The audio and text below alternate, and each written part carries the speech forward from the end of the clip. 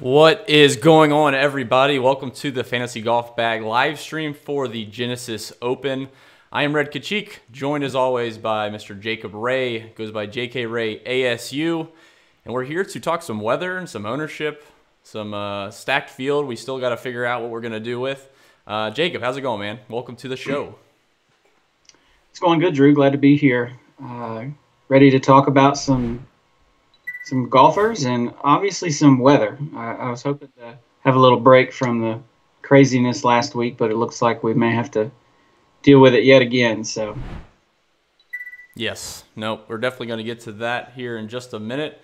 Let's go ahead and hit our agenda, and then we'll try to roll through some of these things. I know the biggest one for me was weather, trying to dig into that. Luckily, we have a couple fans that are out in LA and got a firsthand experience of the weather today. So let's quickly, for those that are new, we'll talk through what we're going to talk through. So as always, we have our podcast comes out on Monday night, usually Tuesday morning. You can come and get it.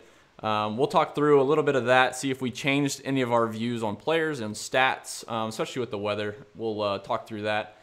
The FGB line movement is essentially guys that maybe due to ownership, we changed our tune on. We were high on Monday, and now we are high on them on Monday, and now we're coming down a little bit.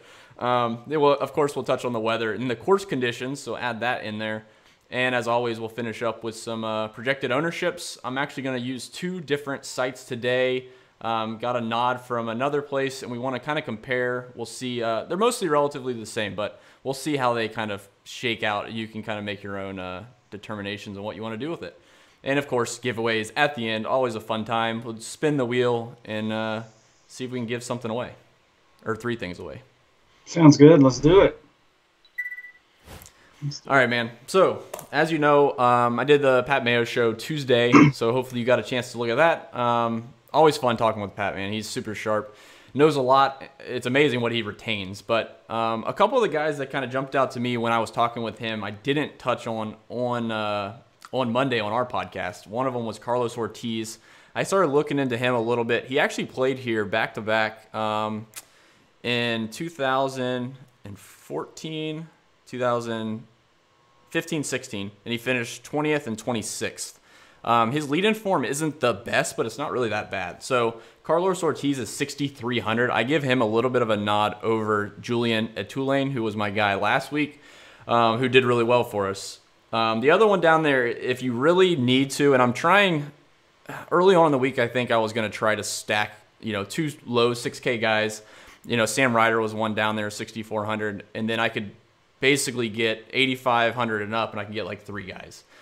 I kind of changed my tune a little bit there. So I think Adam Schenk is okay if you need to venture down here. He really doesn't flash a ton of upside, which is surprising. I mean, his stats aren't off the charts, but he's definitely been consistent. So Adam Schenk is one. Look at H3 Buddha, 11-11. We'll get to Sergio in a second here, Mike. Thanks, Mike, for the $11 and 11 cents. So, yeah, the two guys that are the low end, and I'll talk about the high end here in a second. But Carlos Ortiz, 6,300, and Adam Schenk, 6,400, were two that I added to my player pool. I didn't talk about on Monday. So any down there that you want to touch on, or you can move on up, and I got a couple high-end guys, maybe a little hot Tiger take. But I'll let you have the floor for a minute. Yeah, so for these guys down low, I didn't really jump on anybody in particular in it outside of what I mentioned during the podcast. I know Faraday over there trying to get me on the Ortiz train, and I know he's happy to hear you talk about it. Absolutely. But I'm still, my goal is to not go down that low. Now, certainly if you're making multiple lineups and you want to try and stack like a JT or a Rory, which you actually can do with if you were to use, like, say, Ryder or Mitchell, which are two guys I both mentioned in the podcast that I like.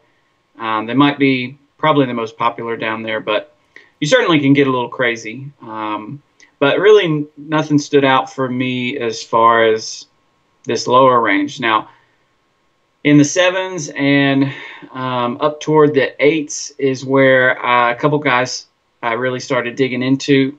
And the first is Mark Leishman at 8,900. Oh, man. Is that good or bad? I don't know. I'm not going to play Leishman, but he's one of those that can easily burn you. So, yeah, let's hear what you got to say about Leishman. Well, so for Leishman, his form coming in, he had that really, really hot run where he started off winning the CIMB, and then he played well at the Australian. I think he finished second to Cam Smith. Played pretty well to start the calendar year, and then I don't think he's had really that many great finishes like the last two tournaments, but statistically, he actually, I think I kind of overlooked him. He doesn't rate out terribly. Strokes gained approach, birdie or better, greens in regulation, bogey avoidance. These are all top 20 in the model that I'm looking at. Par 4 scoring, scrambling. I mean, these are all things that we're looking to target, and I certainly think that he will go overlooked. I know there was some. I'll just tease you real quick because I was looking it up. He's at 6% projected right now. So yeah, definitely a good pivot off of like Cantley. That's why I don't love him, because he's 8,900, and I like Adam Scott in the 8K range and Tommy Fleetwood, and he's just at a weird spot. But he's kind of priced where he can really hurt you if the guys around him that you're pivoting to, or not really pivoting to, but playing instead of him, play well or play poorly and he plays well. Yeah. You're kind of in a tough spot there. So, yeah, go ahead and finish up on Leishman. I was just 6% is pretty low. That's a good pivot. Yeah, no. And then the last thing was, I think somebody in chat there was asking about a pivot off of Hideki because it was looking like Hideki was going to be pretty chalky. And I think, what is he, 9,400? Hideki is 9,300, and yes, he is going to be very chalky from what I'm looking at, which we'll get to here in another 10, 15 minutes. But yeah, he's up there, man. I do have, Cantley is already in the lineup that I'm working with right now. So, and I was kind of on the fence about how I was going to work with an 8K guy, but really just gained some steam on Leishman over the last 24 hours. So, wanted to drop that in there. The other primary guy that I started to gain a little interest in, and really it was me looking at the potential weather and whether the rough was going to play a factor more so than we initially thought. And I know you've got some comments on that, but yeah, Louis Oosthuizen at 8,000 really is intriguing to me. I know he is a very accurate driver of the ball. He's not terribly long, but I mean, I think he's surprisingly long for his stature, and everybody knows and loves how smooth that swing is that he's got. Yeah. Ranks really well in greens and regulation, as well as bogey avoidance. I think that he too, I imagine he'll be pretty low owned. The last time out we saw him was in Abu Dhabi when he finished fourth, and before that I think he had another top 10 at the Dunhill Links, but that was back in December, so that might be tough to count that one as far as recent form. Doesn't have great form at this event. Let me just double check. He had a miscut. He had a miscut about 5 years ago. Yeah. So I mean, that's a long time ago. I wouldn't really consider that course history for him, or to use course history for him. But I think with all the people around him, you got Hadwin below him, Chill below him, and then up above, you got guys like Kuchar, Fleetwood, Cam Smith. If you're going chalk in other areas and you're trying to find some areas to differentiate, Louis Oosthuizen, so long as he brings the correct mattress with him and doesn't pull a withdrawal, then I like me a little bit of Oosty. Yeah, from what I saw, he's been in the States for a little while, so they at least had enough time to ship it from South Africa or wherever he lives nowadays. Yeah, you mentioned, who are you talking about? Matsuyama. Yeah, we can talk about his ownership here in a second. There's a couple guys in that range that I'm extremely interested in, and it seems like ownership's going the other way, which is great. So I mean, the one that everyone, it's a pivot more or less, but I didn't even check Bubba's ownership. But so in the mid 9K range, you know, you got Phil Mickelson at 9,900, you have Bubba at 97, then you have Tiger at 95. I like Tiger quite a bit this week, and people made a big deal about accuracy.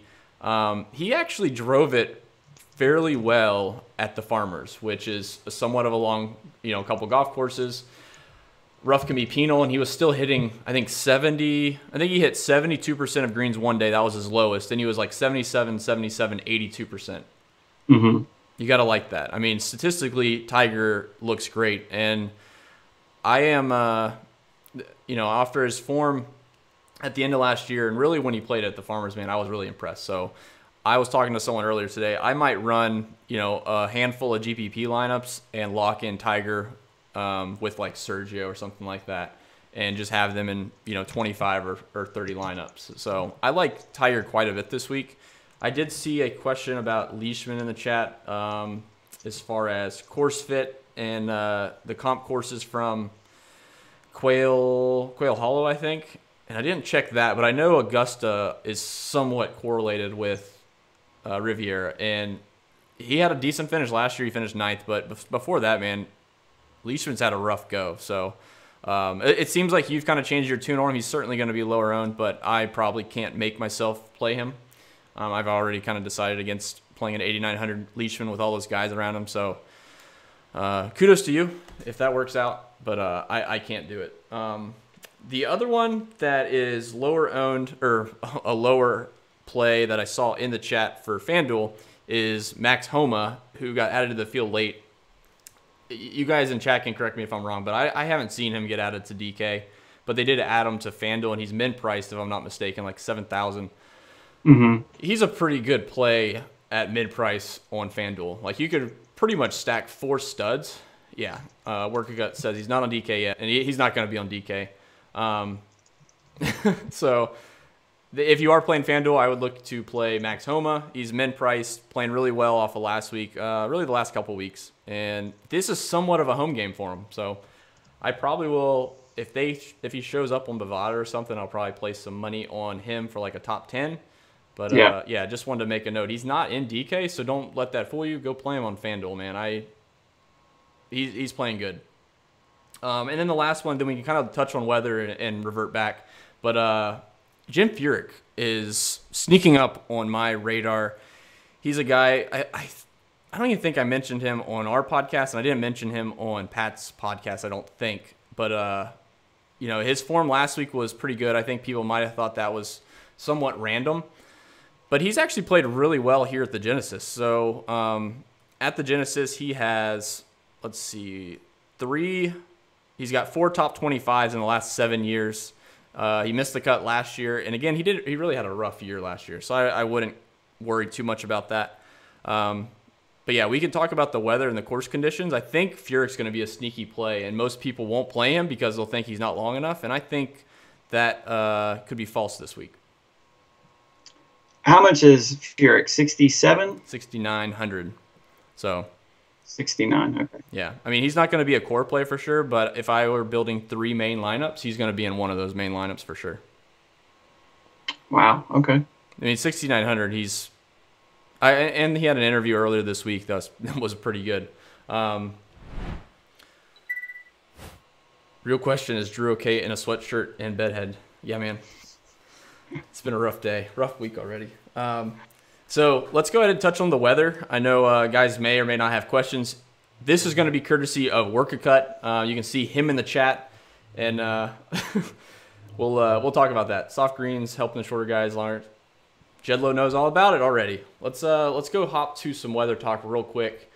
This is going to be somewhat interesting. All right, let's hear it. All right, man. So I think everyone has heard, like, I really don't know where the rumors began with possibly halting play tomorrow morning, but it is going to rain tomorrow. It's going to rain overnight. The word on the course, again, this is from Workacut. He was out on the golf course. He was caddying in Paul Casey's group, and he was able to follow around like JT and a couple of other guys. So he got a pretty good close-up look at the golf course. So I'll kind of read through a couple of his notes. The weather that Riviera is seeing, so they got about 1.5 or 1.25 inches of rain today, so a decent amount of rain. But the fairways there with the Kikuya, it drains pretty well. Guys weren't having plug lies. They weren't getting mud balls. He said he'd be pretty surprised if they play lift, clean, and place. He said the water really is saturating the greens. So like Jedlo just said, talking about the shorter hitters, if they have some longer clubs in, it's going to be a little bit more receptive. So that's kind of my lean towards Furyk. There's also word around the golf course that he had the second or lowest round of the day with Justin Thomas, which is, we'll take that for what it's worth. But yeah, so if you guys can look at the weather that's on the screen right now, obviously, you know, around 7 a.m., 8 a.m., you know, you already have winds around 10 to 16 miles per hour, a little bit of rain, but like I said, there's nothing that's, the way golf tournaments work, you're not going to get halted play. What's happening? What are you laughing at? Buddha just tipped 32.10 with a comment, weather doesn't matter. And he tipped 25.25 before that. Weather doesn't matter. Tennis bucks for you. Thanks, man. Hopefully, again, H3 Buddha sharing some love, but he's been on a consistent heater. I think he just won some other final for like 5K yesterday. So the tennis one. Yeah, the tennis one, because tennis is where it's at, man. I'm kind of getting interested in tennis. Yeah. Maybe we'll have to make a tennis bag website. So, yeah. All right, back to the weather, because we gotta win some money this week. This is a stacked field. I want to handle this correctly. So, Agreed. You can see the weather kind of, as far as the wind goes, I don't see a lot of concern. Like it's swirling around. It's 10 to 16. It drops a little bit, and then kind of in the afternoon you're around 14, and gusts up to 26. You can't really control that. But the weather in the morning, I think most people were concerned with. And yes, it's going to be raining overnight. The course could be a little bit softer. But I just don't see any reason to be concerned with like stacking AM, PM tee times, or PM, AM tee times for Thursday, Friday. I do have the tee times. If like we get to the end of the show, we have a few minutes, we can look through them. Yeah. If people are interested. But again, Thursday weather, there's just nothing that stands out to me as changing my tune on anybody. Like as far as the tee time splits, there's nothing. The only thing was as far as the greens being a little softer. I do like I'm not targeting shorter hitters by any means, but if they played well last week and have some decent course history, aka Jim Furyk, I'll be playing some Jim Furyk this week. Going into Friday, the morning looks pretty pure, and then the afternoon it gets a little bit windy. So I think that's where the initial thoughts of people wanting to stack PM AM. But honestly, guys, in a golf tournament, I don't see. I mean, if the really good players are stacked in one of those waves and it just works out that way, then so be it. But I wouldn't go out of your way to remove, JT from your lineup just to kind of fit them into a PM AM stack, unless you're building 150 lineups or something. But do you have any thoughts on this, Jacob? I don't know if you've seen too much of the weather, but like I was listening to local weather stations out there and all this stuff.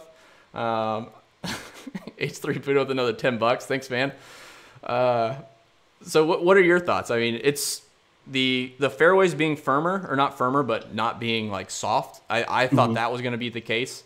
The rough is a little bit thicker due to the wetness, but again, it's not anything crazy. These guys, if they have good short games, they're not going to have a problem with it. It's just more variable than anything. You can't really plan for that. So guys that are maybe straighter off the tee, you can look to, but any thoughts from you as far as what you're seeing here with the weather?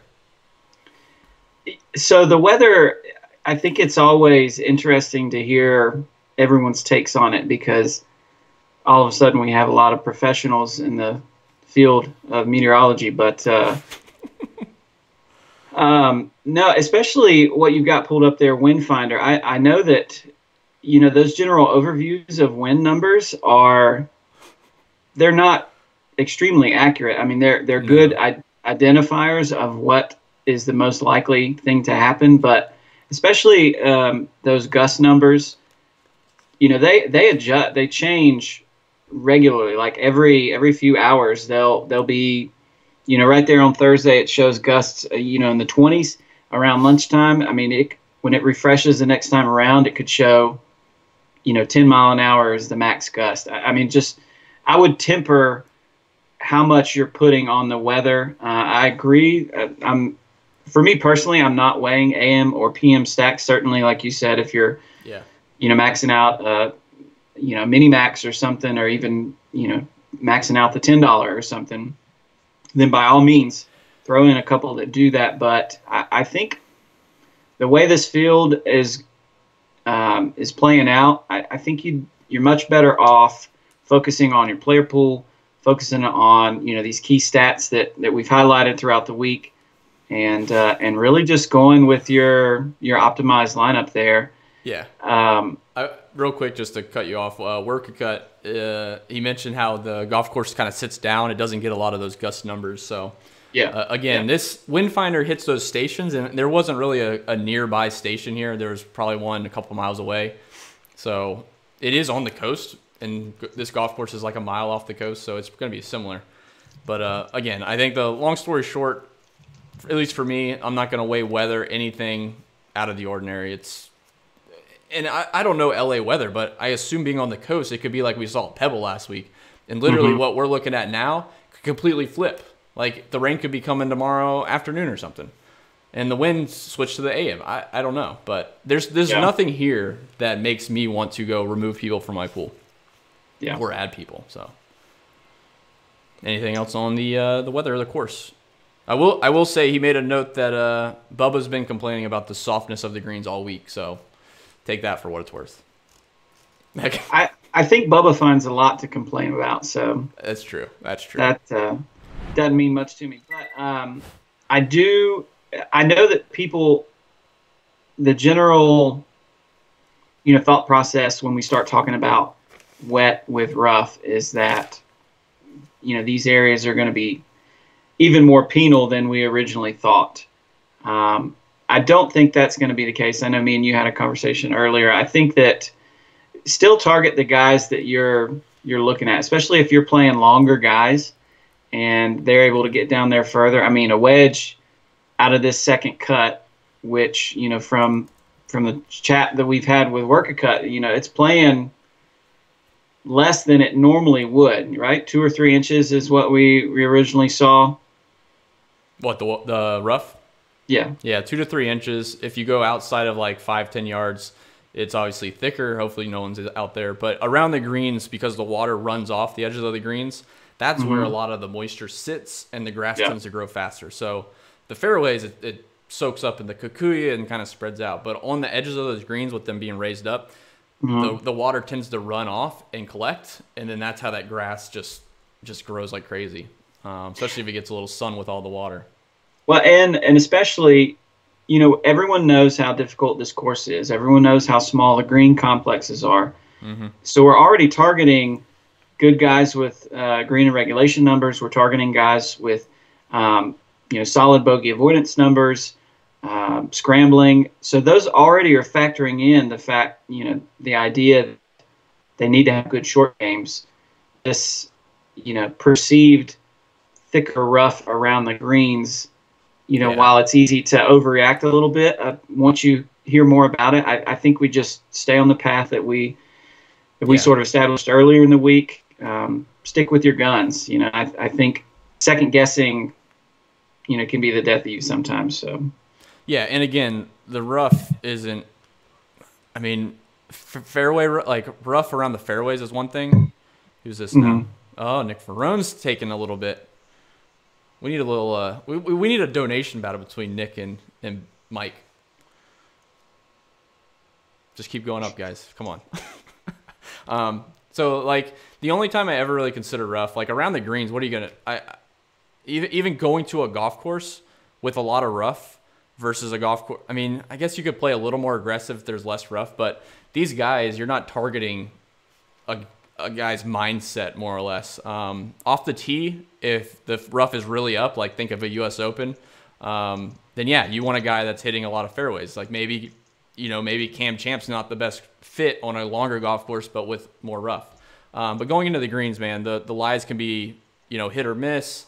Maybe they only miss 3 greens around. There's just, I'm not going to weigh anything around scrambling or something like that. It's this isn't the golf course for me to do that. And then I think I saw, just a note on the greens, they rolled around 12.5, and that's still what they're stimping at. So they haven't changed what they're going to roll them at. So they'll be soft, but they shouldn't be slow. The PGA Tour is pretty good about that. Okay. Which is nice. You definitely want, in my opinion, I think you want faster POA. That's usually cut down, and it takes a while for the grain to start shifting or growing a little bit. So with the tee times, I didn't really look that closely at specific guys, but they're teeing off really early the next 2 days. 6:30. Oh yeah. Yeah, I see 6:40. Yeah. Both days. Yeah. Which is just nuts. So yeah, on I mean, I don't know really how you can do that. Tiger's teeing off PM AM. I like that. So we can look through that here in a minute if we need to. Let's before we go into the ownership stuff, I don't know if I have anything else on the golf course. If you guys do have anything, you can drop it in chat. I'm sure we don't talk about Callaway FTIs in this chat, Jacob. Drop that. I was just dropping knowledge about Wahlberg. That's all. Oh yeah, he was playing the screwdriver. Let's do a quick 2 or 3 giveaways. We'll do like 2 giveaways, and then we'll transition to the ownership. And like I said, I have 2 different. We have fan share, of course, and then we're working with another one, so we'll see where they kind of differ and how that goes. Okay. Let's see if the wheel appears this time. You got any Sang Moon Bay love? I looked at them earlier.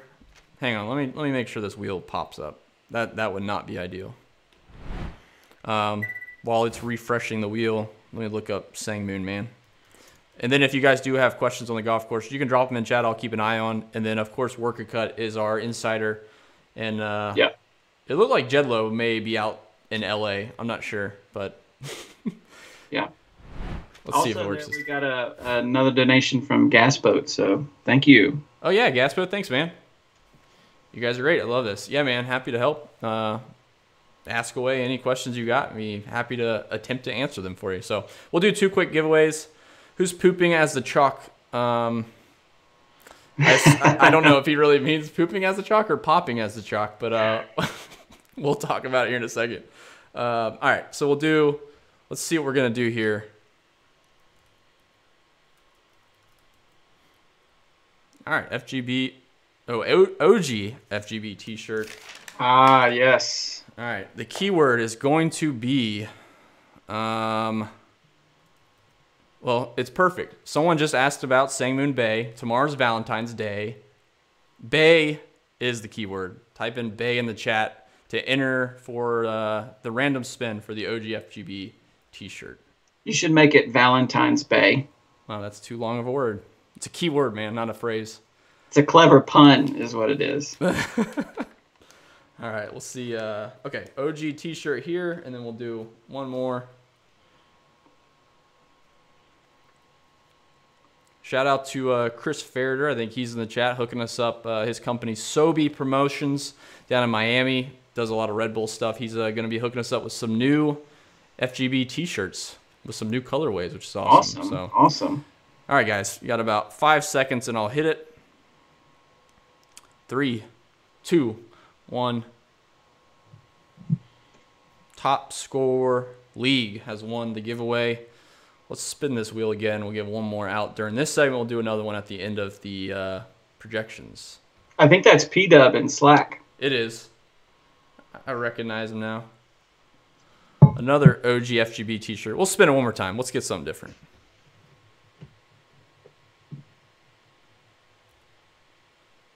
Another OG FGB t-shirt. If it's 3 times in a row, it's destined to be an OG t-shirt for somebody.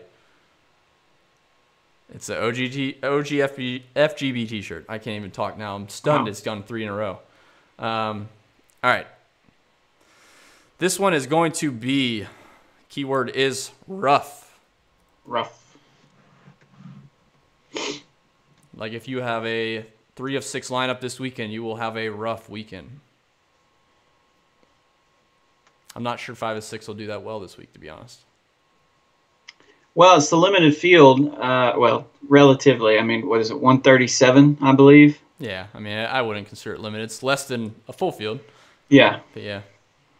So, but I agree. I think 6 of 6. I mean, unless you have, 5 of 6 with the winner and like here we go. 4 of your guys are top 10s. I don't see it.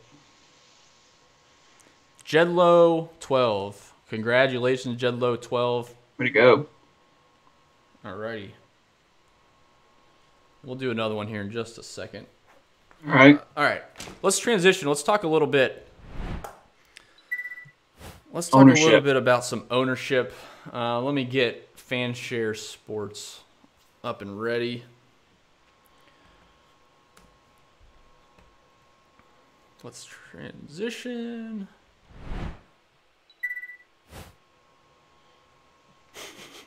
People making wagers up in the chat. Just don't do any Super Bowl squares in the chat.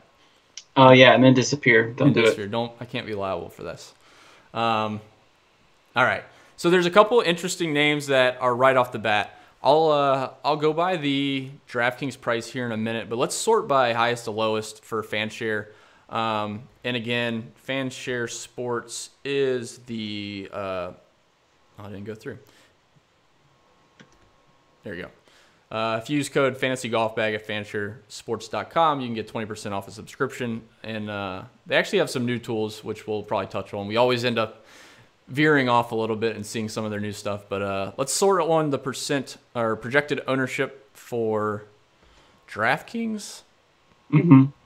And then I'll pull up the other one. We'll kind of compare a few. So, like you said, Hideki currently the highest projected guy for DraftKings, followed closely by Tommy Fleetwood and my instant fade, Bubba Watson, 20.4%. Not going to do it, man. He could win. Great. He's still got relatively short odds, I think. I mean, maybe course history it's fair, but like 20-1 I saw. Yeah. Pretty crazy. So, yeah, 25% Hideki. And I'll try to follow the chat if anyone jumps in with some people to look for. Yeah, Phil is like 8%. We'll get to that. Yeah, so Adam Hadwin at 19.5%. Justin Thomas, 19.7%. DJ down at 16.8%. It really probably could have stayed in the pricing range, but the top tier really is spread out. Like you see Hideki there at 9,300. He gets a bulk of it. Tommy Fleetwood gets a good chunk of it. But all the guys in like the 10K, obviously 11 and 11.4 for JT and DJ, it's really spread out, man. I don't think a single one of them is over 20%. Yeah, I'm looking at it. There's JT is 19.7, so everyone else is under that. And then in the 9K, it starts to collect a bit. In the 8K, it collects a little bit. And then in the 7K, I think I saw Keegan. You see Adam Hadwin.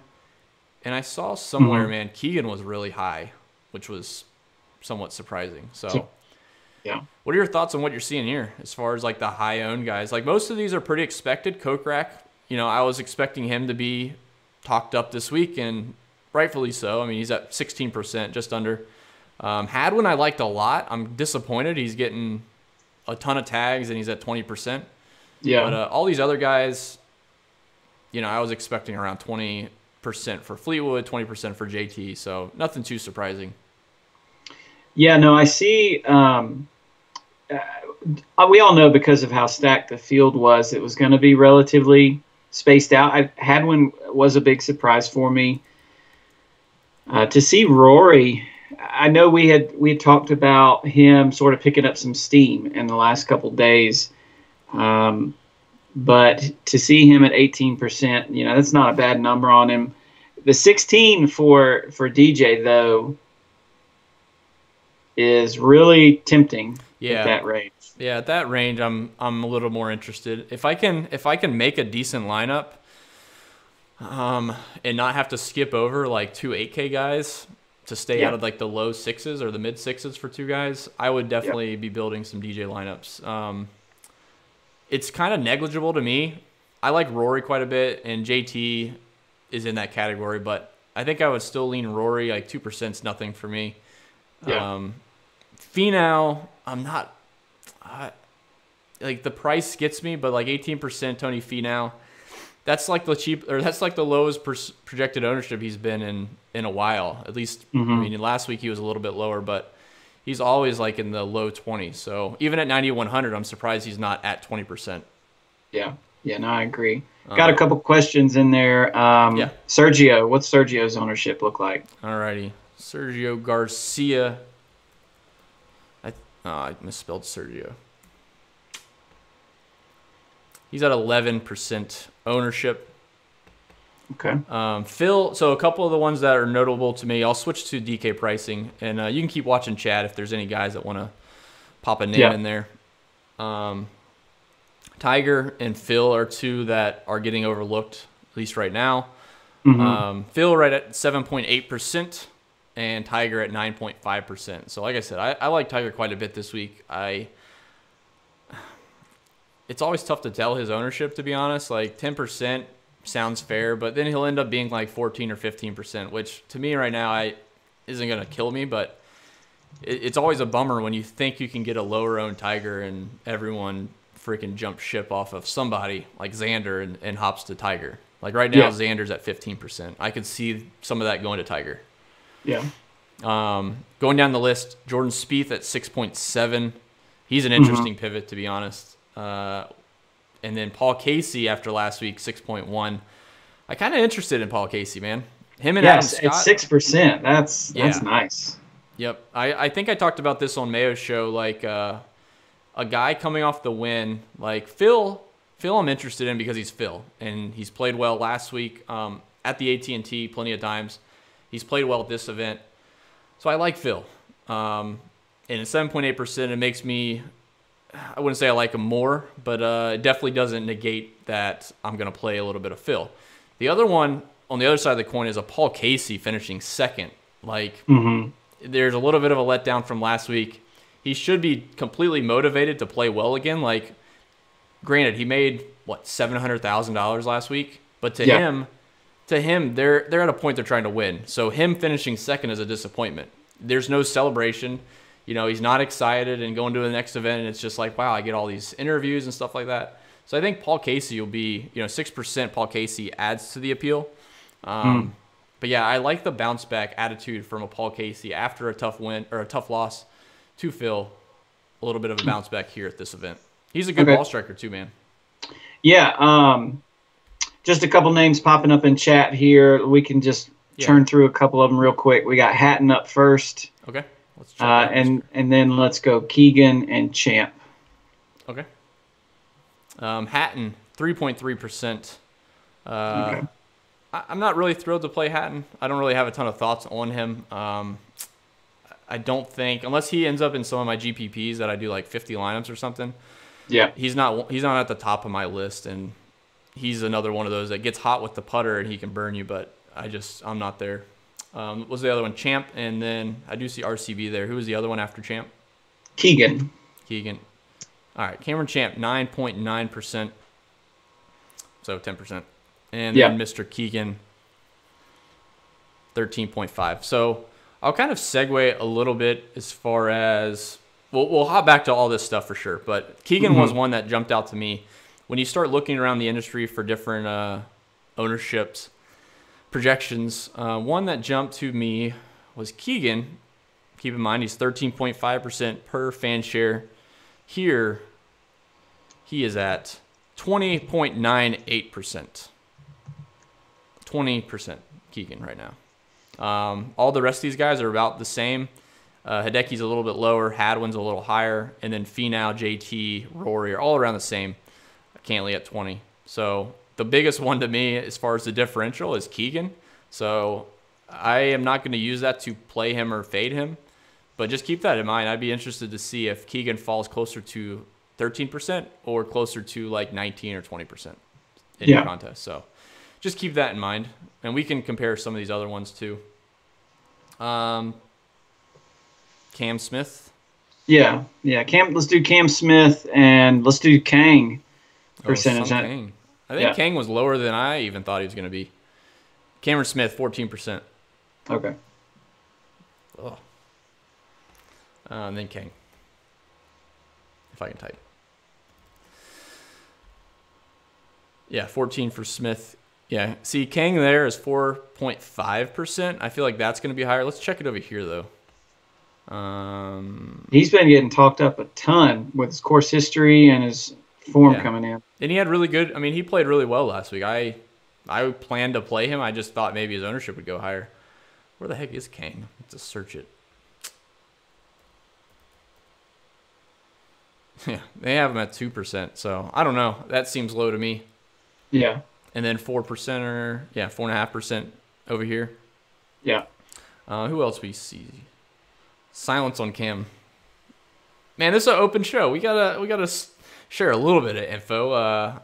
I'm gonna play some Cam Smith, man. What are you gonna do, Jacob? Oh, for sure, man. I love Cam Smith. I love both the Cams, Champ and Smith. Australians have tend to play well here as well. Play well as well. He finished 6th last year too. Yep. He was in the final group with Bubba and sort of stumbled. Yeah, I don't think you can make a full. I kind of group South Africans with Australians, but Brandon Grace, Louis, Adam Scott, Cameron Smith in the mid-8s. Leishman, wow, maybe you can make a Australian lineup. Don't steal my lineup, guys.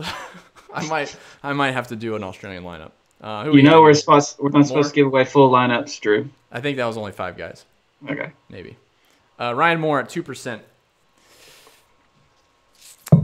I'll probably play him in my GBPs. He won't make any of my higher dollar single entry or 3 max stuff. We can go down to the bottom of the list and see. Oh, Varner. That was one I had seen further up, but didn't catch it. Yeah, I see Varner and Hoffman and Mitchell and Tway. Wow. All right, Varner.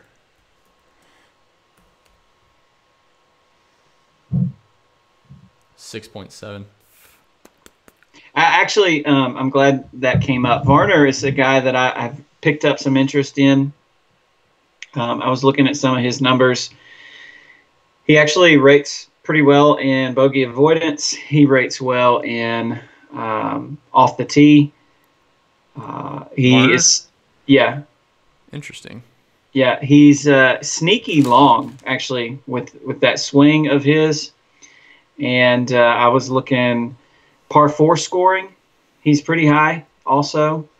I might have to come back to some Varner. I know I took a week off, especially when he played well after his missed cut back at the Desert Classic, I believe. I can't recall.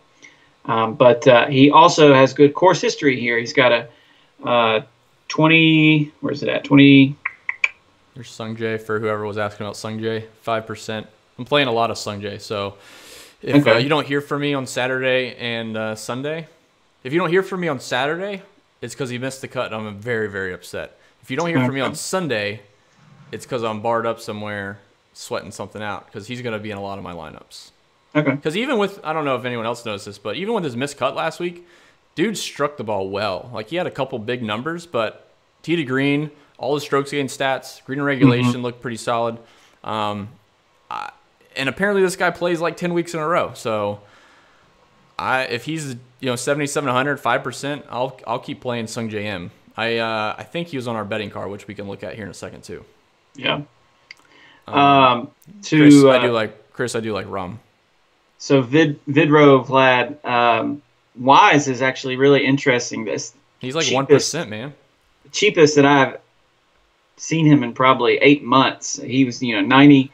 Yeah. 9,200 or something in the fall swing, and he's hard to peg. He's a good driver of the ball. I think that's his strong suit, but long guy, hits it pretty long. But where did he win the NCAA championship at? Wise? Yeah, so he won the men's NCAA individual championship, but I don't remember what course that was at. I got it up right here. It was in Oregon at his home country club. Never mind. They used to play at Riviera. Were you referring to the one that Peters won? Thomas Peters? Yeah. No. Thomas Peters didn't play in college, man. Or he played at Illinois State, right? So that might have been it. Aaron Wise played at Oregon. That was their home course that he won the NCAA individual title. No, I know, but I'm saying in 2012 they played this course for the NCAA championship. Yeah. Have you seen that? Yeah. Is that the one Thomas Peters won? That's the one that Peters won, and guys like Cantlay was 4th, JT was 7th. Yeah. Homa was 2nd. Max Yep. Homa. That's interesting too. Peters, wasn't he like near the lead after 54 holes at the Masters last year, the year before? It was 2 years ago, and I think it was his debut, and Yeah. he was up there. he was playing out of his mind, and I think he finished 6th or something.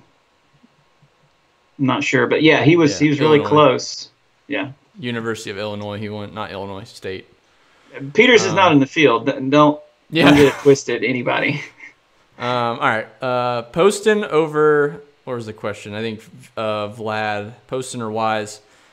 I was leaning Poston, but like you said, man, 7,200 for Aaron Wise. And so I'm looking at at the Farmers. I could probably pull it up here in a second. He didn't really drive the ball that bad, but his distance control, his irons were pretty poor. So Aaron Wise has the upside to win. I don't know what his odds are to win, but maybe a top 10 bet's probably long enough to be worth it. But we can look at what Poston's ownership is. If it's drastic, it's not drastic. It's 2% on a 1.7% guy. So yeah, JT Poston. I was leaning JT Poston, but now that we start talking about Aaron Wise, man, he might be one that you just throw in some GPPs if you're playing the quarter arcade or the $1 or something like that. That's pretty interesting. Because like you said, I don't think he's ever been under 8K except for maybe like early on last year. Exactly. Crazy. What's some Luke List ownership look like? All right. And then I see that I pull up Keith Mitchell and Kevin Tway, but I'll pull up Luke List. And I see Kevin Tway. I see your message there, Jay. 5.8. I'm not really sold on Luke List, man. I know Pat always tries to convince everyone to play him. He's a List guy for sure. And Luke's a cool dude, man. He's from California. He's got the Travis Matthew brand going for him, but I don't know. I feel like any week I haven't played him, I don't like regret it. Mm-hmm. And I don't anticipate regretting it this week. So I agree with that. I get the upside, but I just can't play him if he's not gonna. He never really pops. So we'll see. I'm probably not gonna play Lucas. Tway's out for me. I'm not playing Mr. Kevin Tway. He's at 2.2%. And then Han. I see Han in there. Han's interesting because of the course history, but I did some digging on him. He's at 3% right now. He's had much better form coming into this event when he's played well than he does right now. Of course, coming to a place you've played well at, he could just, kind of flip the switch and have good vibes. But I probably wouldn't risk it. 2.9%. It's not like everyone's jumping on board and he could really burn you in cash or something like that. So 2.9%, I'm probably just, I don't see enough for me to jump on board. James Hahn.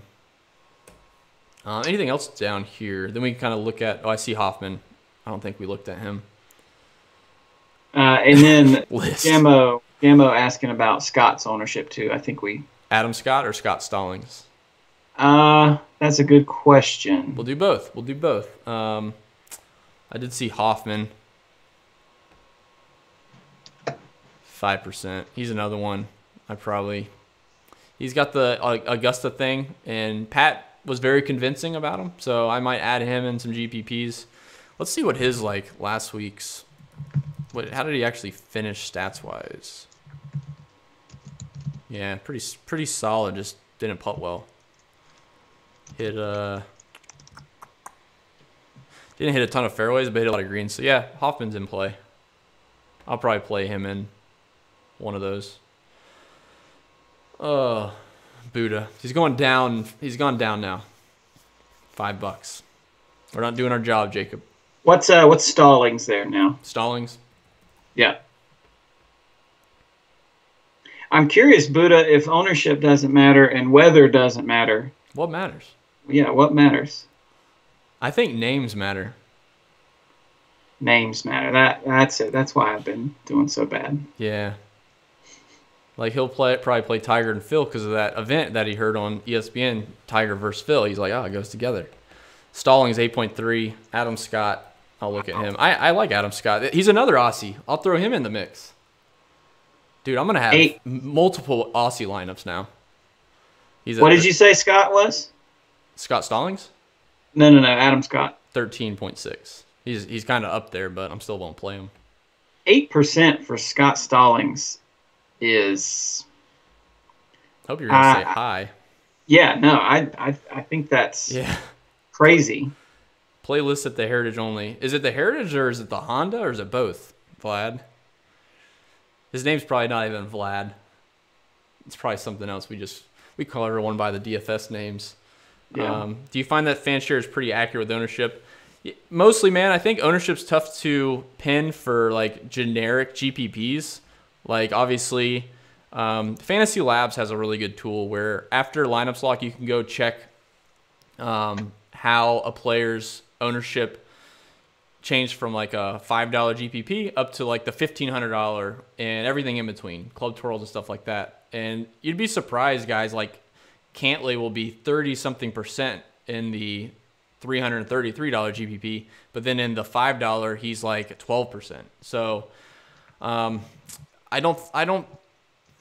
It's similar to what Buddha said, what Mike said as far as ownership doesn't matter. I try not to pay too much attention to it because it can certainly switch around and you feel like you're kicking yourself because you chased ownership when you shouldn't have. But yeah, I think overall they're pretty accurate. They at least get it in the ballpark. Like a guy that's going to be projected at like 17% or 16% is very unlikely you'll see him at like 3% come Thursday morning lock. So I would definitely recommend it. And if you want to, track their accuracy, you're more than welcome to do that. Okay. Han plays better at non-shootouts, and I feel like this turns into a bit of a shootout with the greens being soft. Yeah, I agree. I think if the greens are soft and guys, have mid irons that are stopping, especially if the fairways don't get that damp, that means that the driving distance, isn't going to be an issue for guys. So they're not going to have like much longer clubs in, but they're going to have easier shots into the greens because they're stopping. So I could see it definitely getting to a lower winning score. Like I said, one of the things I'm considering is birdies. And I think most people may have considered just bogey avoidance, but on a golf course like this where birdies can be hard to come by, I want guys, like Tiger and Rory that make, 5, 6, 7 birdies around. JT. Bryson. Obviously, they're all studs, but yeah, Bryson. And then on the low end, like Kokrak. I think that's why Kokrak's a pretty good play here because of the way he makes birdies. Yeah. So any other names down in here? JMO asked about Michael Thompson. I don't know if that was for ownership or not, but Michael Thompson withdrew, right? I'm trying to find where he asked that. Orange Man, I can't control the bot. He knows you are unwelcome right now. You're being really rude to the bot. 80% ownership goal. Yeah. I think GBP's, under 90%. So yeah, it's a good number. Yeah. Any more than that, and it's going to be hard to differentiate yourself in bigger GPPs. Yep. Labs correlation tool showed negative correlation to bogey avoidance at Riv. That's good. Nice. Good tip, Nick. Yeah, I think that's probably for another show too. But like some of the way you read stats for a golf course, some of them after the fact, that's why someone played well. And like a golf course where all the the birdie average was 3 birdies around for every player last year, that just shouts out to me that birdies are going to be tough to come by. You want a guy that can tend to make more birdies, not go, oh, well, birdies aren't going to be, plentiful, so I just don't want guys that make a ton of bogeys. Well, I think that's kind of backwards, in my opinion. So let's go check even with the penal rough. Like I said, I think from what I heard, the rough around the fairways isn't that bad. Obviously, the lies can be different, on every single shot. But around the greens, it could be a little bit nasty. But again, it's so variable, you can't really. How are you going to? Even like scrambling stats, I think, are variable. But like, if I told you the rough around the greens is really tough, yeah, how would that really change? I mean, I still want guys that hit a lot of greens. That doesn't change anything. Yeah. All right, we'll transition back here in just a second, but I'll just throw up the betting card. It was pretty light this week. I think a lot of guys covered really good top 5 and top 10s. And some of the odds I just didn't really love it. So the FGB card is full on the outrights, but less on the top 5s. And I think the first round leads came out late. So I didn't really jump on that. And again, I'm playing this event somewhat conservative with the field so stacked up top. I anticipate having some better odds on the top guys after Thursday and Friday. So keep an eye out for that. I know I mentioned that in chat, but if you like Bryson and his odds look so bad, just wait till Thursday. If he shoots even par or something and he's 5 shots back, he's probably got a better number than he did before. So Hideki 25-1, Tony Finau 28-1. We'll see if he can finally win. It's a bit against the grain. Sergio 40-1. I'm real high on Sergio this week. Brandon Grace coming off of last week seems to be getting overlooked. And then Sung Kang 80-1 with his course history and recent form. I feel like that was a number I could just at least try to follow. And then Sung Jae keeps dropping, so 90-1 Sung Jae M, sign me up. Most likely the winner is going to come from like the top 15 guys in the field, but you got to take some stabs on a guy like Sung Jae that, I mean, he can win. He can beat these guys. Yeah. All right, let me try to follow up through Mike's betting Fleetwood. Yeah, no, we're just talking about the weather a little bit, about maybe some overreaction to it, overthinking it. And stacking. Yeah. So for like Jay Blaze talking about Kevin Na, I think I mentioned this on the podcast, but I still don't think Kevin Na is healthy. So I'm not going to play any Kevin Na. I would wait until you see a little bit of form. But he withdrew from the Tournament of Champions with a jammed finger, and like obviously you have to grip a golf club with your fingers. But he really played terrible at the Farmers or the Waste Management, whichever one he came back and played. So it's just that's not something I'm willing to, jump ahead of anybody. We can look at his ownership, Jay. I'll hop back over there. But and then what? We got one more giveaway, Drew. Yeah, we'll do one more giveaway and we'll get you guys out of here. Kevin, 4.9%, so pretty cheap, or pretty low projected ownership. Ryan Moore, I think we touched on. Yeah, his finger is bad, Luke. It was weird because there was like 2 guys back-to-back of the Tournament Champions, and then like the Sony. I think Kevin Na had a jammed finger, and somebody else had it was Pat Perez. He had a cut finger. Thought that was weird. Yeah. You don't. Sorry, I'm following chat. I'm trying to. I know, you're doing good. Yeah, don't overthink the weather, guys. We'll hop back over there for the last bit, and then we'll do the giveaways. Or I'll do the giveaways right now, and then we'll finish up with just having the weather up just to talk through it. And this thing died again. Is Mike still in the chat? Is he trying to put some juju on this thing? I think he's here. Sung Jae on Bermuda. I get that, J-Lo, but I'm still playing Sung Jae, man. Come on. All right, we're back. I don't know what the heck the deal is. Orange Man. Orange Man's going to win. Like, I think Nick's baiting him just enough to win like $100. And then Nick will say, all right, let's play $100, 5 head-to-heads. And then Orange Man.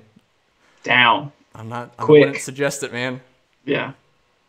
I mean, Buddha knows all about it, man. When you play those slots and you go up, you gotta take the money and run when you're up because it'll come back down. All right, we'll do 3 giveaways. Let's see if it's not an FGB OG t-shirt.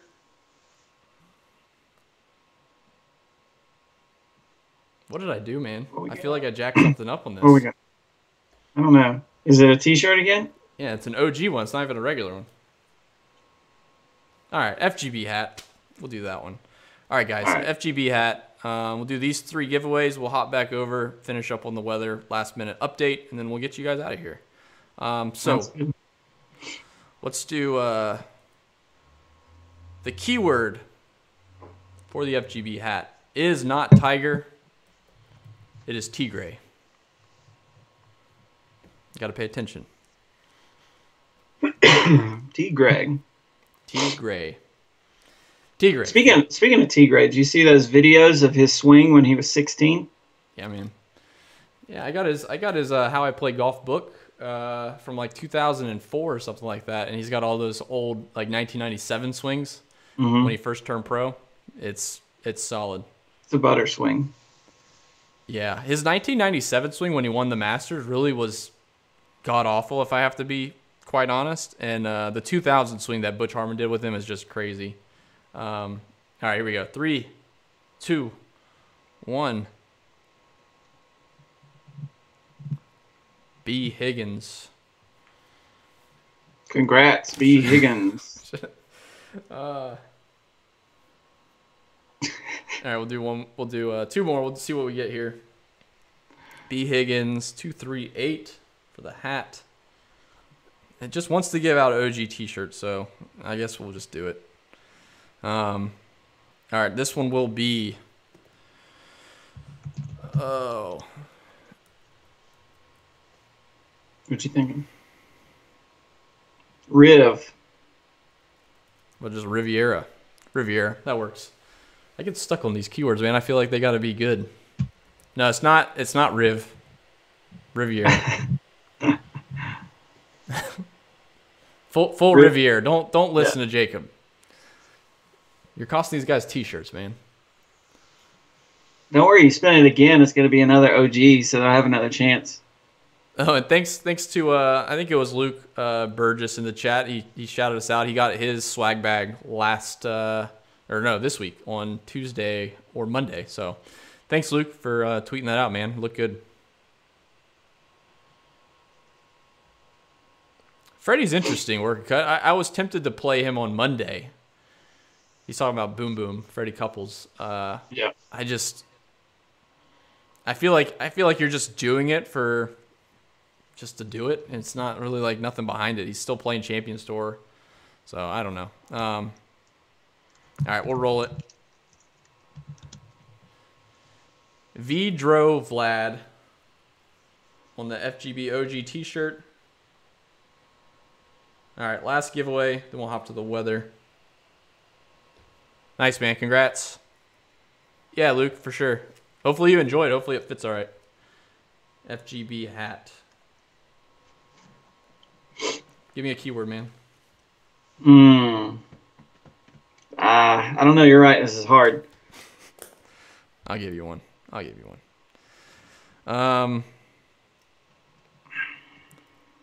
Sung, because it could be Sung Jae or Sung Kang.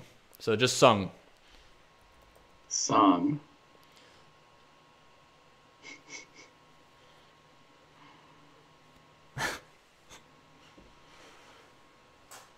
Oh, man. How's your lineup building going, Jacob? Was it pretty easy to get down to your final 6 for your main lineup, or was it like you kind of tinker for a little while? No, I actually found it pretty easy this week. I settled in pretty quickly on my guy up top and sort of my 9-8 guy. And from there, I think it was pretty straightforward. I've got my last 2 slots that I'm between a couple guys, but I don't see myself moving off any of those guys really. Yeah. Congrats to Augusta. He won. Oh, way to go, Augusta. Feel pretty good about it so far, actually. Feel good about the process. Yeah, that's good. All right, we'll finish up real quick. I'll just refresh this. I don't think anything's changing. We'll get you guys out of here. No. Thursday looks exactly the same. It looks like a little more rain in the morning, but again, it's nothing to. I can't see that halting play. Yeah. It could be nasty. It could be harmless. So, and then Friday looks about the same. So, I think we're good, man. You got anything else? No, I'm good. I thought it was great. I hope we hit all the questions. Yeah, hopefully we did hit those. If not, we'll be in Slack chat. If you're a premium member, we'll answer those. If not, you can always hit me up on Twitter. I'm sure these guys can probably tell you. They'll send me messages, and I'll respond pretty promptly. I'm pretty good about that. So feel free to message me on Twitter as well. But for Jacob, you can find him on Twitter at JKRayASU. I'm Red Kachik on Twitter. And thank you for tuning into the Fantasy Golf Bag live stream for the Genesis Open. Check us next week. All weekend we'll be having showdown content. You can find that stuff at fantasygolfbag.com. Next week, same schedule. We'll be doing the Fantasy Golf Bag podcast. Comes out Tuesday morning. So you can download that on iTunes, Google, Stitcher, wherever you want to listen to that.